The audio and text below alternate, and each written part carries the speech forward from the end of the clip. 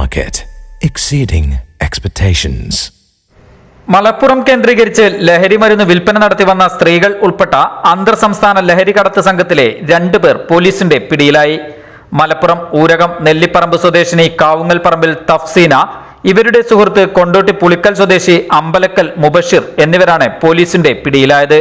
കഴിഞ്ഞ ദിവസം വൈകിട്ട് 5:30 അരീക്കോട് പത്തനാപുരം പള്ളിക്കൽ എന്ന സ്ഥലത്ത് വെച്ചാണ് അരീക്കോട് SI ആൽബി തോമസ് വർക്കിയുടെ നേതൃത്വത്തിലുള്ള പോലീസ് സംഘം ഇവരെ പിടികൂടിയത്.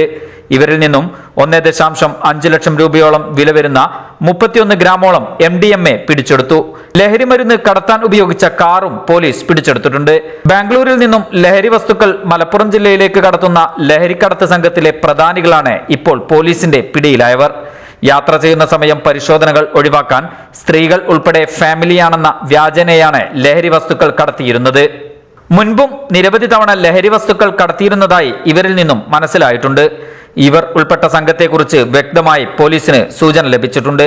ഇവരെ നിരീക്ഷിച്ചു വരികയാണ്. മലപ്പുറം ജില്ലാ പോലീസ് മേധാവി ശശികുമാർ IPS ലഭിച്ച രഹസ്യവിവരത്തിന്റെ അടിസ്ഥാനത്തിൽ കൊണ്ടോട്ടി DYSP സിദ്ദീഖ് അരീക്കോട്, ഇൻസ്പെക്ടർ ആദം ഖാൻ എന്നിവരുടെ നേതൃത്വത്തിൽ sub inspector Albi Thomas Varkey, DANSAF team അംഗങ്ങളും അരീക്കോട് സ്റ്റേഷനിലെ ഉദ്യോഗസ്ഥരായ ബിജു, വിനോദ് കുമാർ, ഫാസില, കബീർ എന്നിവരും ചേർന്നാണ് പ്രതികളെ പിടികൂടിയത്. News desk Valluvanad news.